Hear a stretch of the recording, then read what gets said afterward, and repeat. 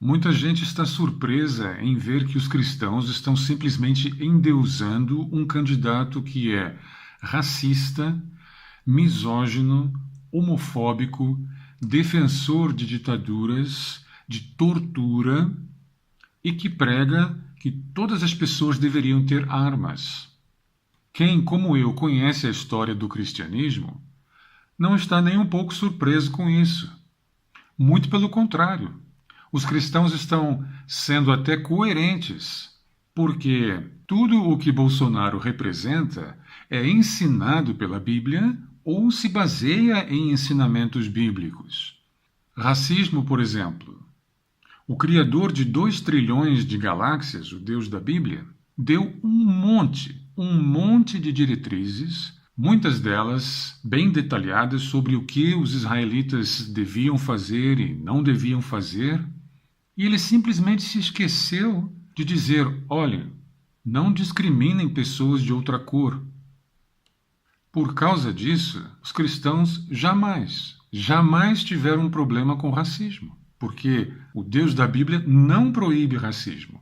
Tanto assim que a organização racista Ku Klux Klan, que já matou muitos negros, é presidida por um pastor evangélico, um homem que prega em igrejas evangélicas, que abre a Bíblia e lê a Bíblia. Ele é o presidente da Ku Klux Klan, que é uma organização racista e é cristã.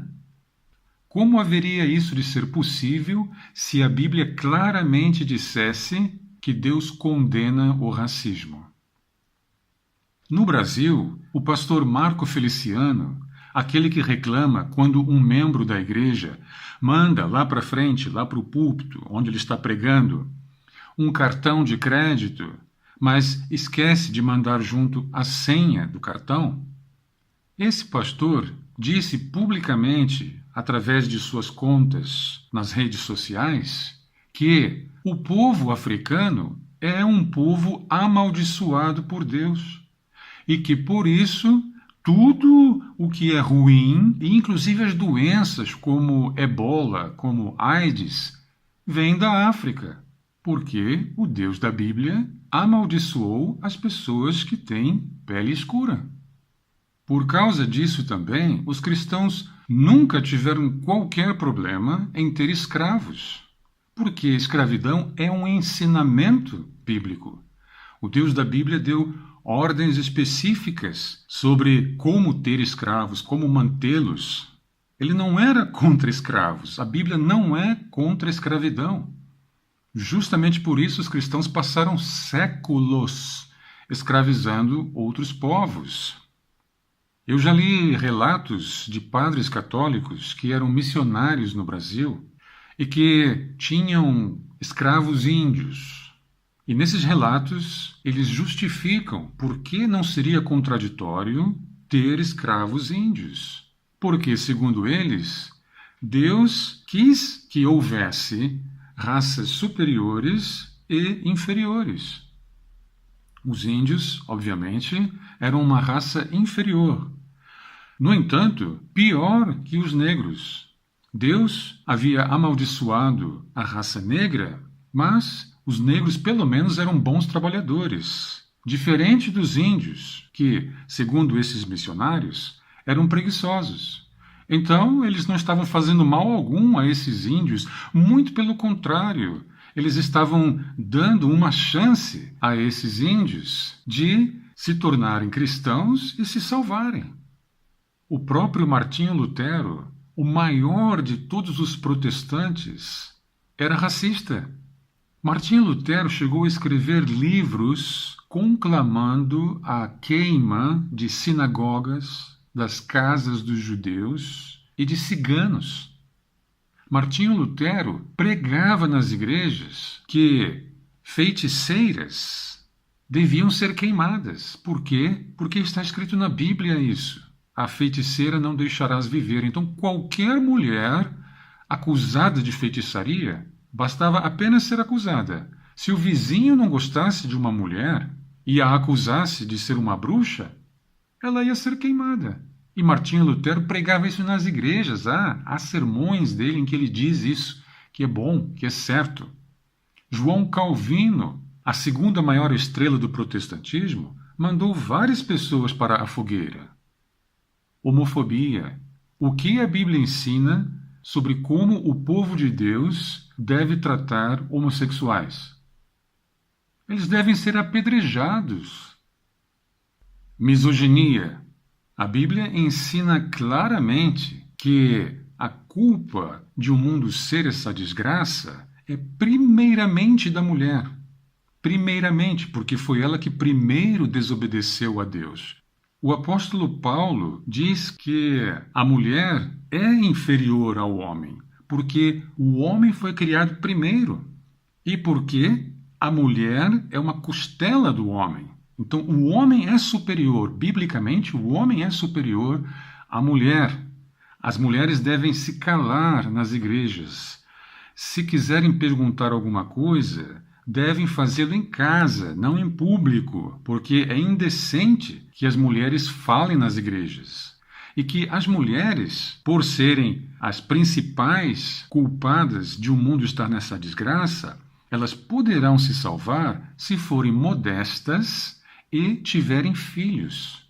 Deus então se compadecerá delas. Está escrito na Bíblia isso.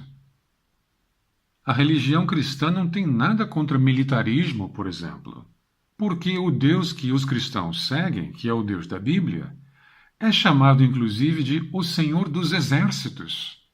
A religião cristã se baseia no conceito de que a vida é uma guerra entre o bem e o mal, e que no fim dos tempos haverá uma grande guerra mundial entre o povo de Deus e os ímpios que adoram a besta do Apocalipse. Autoritarismo, ditadura. O povo de Israel era uma democracia? Obviamente não. Era uma teocracia. Todos os cristãos querem ir para o céu. E no céu haverá uma democracia? Claro que não. Será uma teocracia. Por isso, cristãos não têm problema algum com regimes autoritários, com ditaduras. Muito pelo contrário. A religião da Bíblia se baseia em regime autoritário. Quando os israelitas criticavam Moisés, o que acontecia com eles? Eles eram fritados por Deus. Deus mandava fogo do céu, mandava pestes, mandava lepra. Não toquem no ungido do Senhor. É o que Silas Malafaia prega. E a sua congregação bate palma. Achei isso maravilhoso. O sistema de governo ensinado pela Bíblia é o regime ditatorial teocrático. Seria mera coincidência que Jair Bolsonaro usa como slogan de sua campanha Deus acima de todos? Ele já disse em público que o Estado não é laico. Não tem essa historinha de Estado laico, não. O Estado não é laico, o Estado é cristão. E que a minoria tem de se curvar para a maioria. Quem for contra que o Estado não é laico, tem de se mudar do Brasil. Palavras de Jair Bolsonaro que levam os cristãos a um verdadeiro orgasmo espiritual. Se o Estado não é laico, como diz Jair Bolsonaro, e ele é apoiado por praticamente todos os pastores e muitos milhões de evangélicos, e se ele está sendo impulsionado por todos os políticos evangélicos, que são cada vez mais, é só uma questão de tempo até ser possível a esses cristãos fundamentalistas transformar o Brasil numa teocracia cristã. Por que não? Hoje mesmo, antes de que o Brasil seja oficialmente uma teocracia cristã, donos de lojas de artigos de Umbanda sofrem ameaças, têm de fechar as lojas. Terreiros de candomblé são destruídos por evangélicos. Evangélicos depredam e quebram estátuas e santos católicos. Já há cultos evangélicos em praticamente todas as repartições públicas espalhadas pelo Brasil. Cultos evangélicos no Congresso Nacional. Pessoas já estão sendo retiradas à força pela polícia de câmaras municipais porque se negaram a se levantar para a leitura da Bíblia. Isso já está acontecendo no Brasil. Cidades brasileiras estão sendo consagradas a Jesus. Prefeitos evangélicos estão dando as chaves das cidades a Jesus. Já há placas dizendo: esta cidade pertence a Jesus Cristo. Então, minha gente, eu gostaria de poder terminar esse vídeo com uma mensagem positiva, mas não tenho.